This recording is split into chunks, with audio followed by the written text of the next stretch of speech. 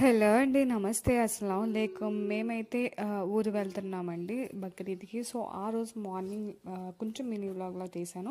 So, maximum మీకు తెలిసిందే కదా! ఊరు వెళ్తే మొత్తం క్లీన్ చేసి వెళ్తాననేసి. ఫ్రిడ్జ్ ఆల్మోస్ట్ మొత్తం క్లీన్‌గానే ఉంది. ఎప్పటికప్పుడు క్లీన్ చేసేసాను. సో, దాంట్లో కొంచెం అల్లం ఏదైతే ఉందో అది మొత్తం అంతా క్లీన్ చేసేసి వేరే బాక్స్‌లో అయితే స్టోర్ చేసేసుకున్నాను. అలాగే పచ్చిమిర్చి పైవి ఏవైతే ఉంటాయో అవి తీసేసి స్టోర్ చేసుకుంటే చాలా రోజుల వరకు స్టోర్ అవుతాయండి. సో, తర్వాత వచ్చేసి ఫ్రిడ్జ్ మొత్తం క్లీన్ చేసేసుకొని పాలైతే మరబెట్టేసుకున్నాను. అలాగే వాటర్ కూడా బాయిల్ చేసేసుకొని తర్వాత వాషింగ్ మిషన్ అయితే వేసేసాను. తర్వాత హౌస్ అంతా క్లీన్ చేసేసి మాప్ అయితే పెట్టేసుకున్నానండి. సో, అలాగే రుబ్బు ఉంది, దోసల రుబ్బు. సో, అందుకనేసి కొత్తిమీర చట్నీ, కొత్తిమీర కూడా ఉందనేసి దోసలు వేసి కొత్తిమీర చట్నీ అయితే చేసేసాను ఆ రోజు మార్నింగ్కి టిఫిన్లోకి. సో, ఇంకోటి ఏంటంటే హౌస్ అంతా నీట్గా క్లీన్ చేసుకొని ఎప్పుడైతే జర్నీ చేస్తామో తర్వాత రిటర్న్ వచ్చినాక ఇల్లు అయితే చాలా నీట్గా పీస్ఫుల్గా అనిపిస్తుందండి. అందుకని ప్రతిసారి ఇలా క్లీన్ చేసుకొని వెళ్తాను. అండ్ ఫస్ట్ టైం అండి డే టైం ట్రైన్ ఎక్కడం. ఎప్పుడు నైట్ 9:30, 8 అయిపోద్ది ఎప్పుడు ట్రైన్ ఎక్కినా కూడా.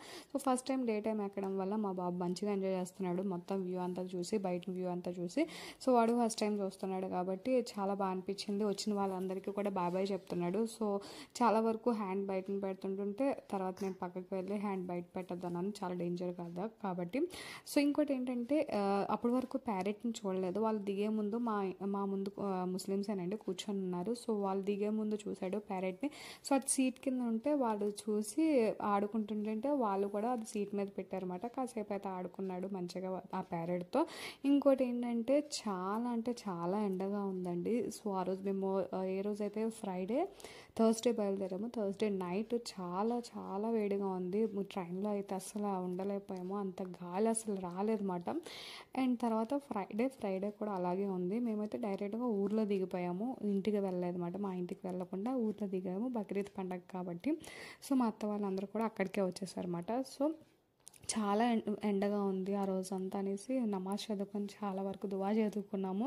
సో, నిజంగా ఇది ఒక మిరాకిల్ అనిపించింది. వితిన్ 2 అవర్స్లోనే నేను ఎప్పుడైతే నమాజ్ చదివిన 2 అవర్స్లోనే వర్షం అయితే పడింది చల్లగాలితో. చాలా మంచిగా అనిపించింది. సో, ఎలాగో ఇప్పటి వరకు వేడిగా ఉన్నాడు కదా, కొంచెం తడిస్తే ఏం అవ్వదు అనేసి వదిలేసాము. అప్పటికి వర్షం అంతా ఆగిపోయింది.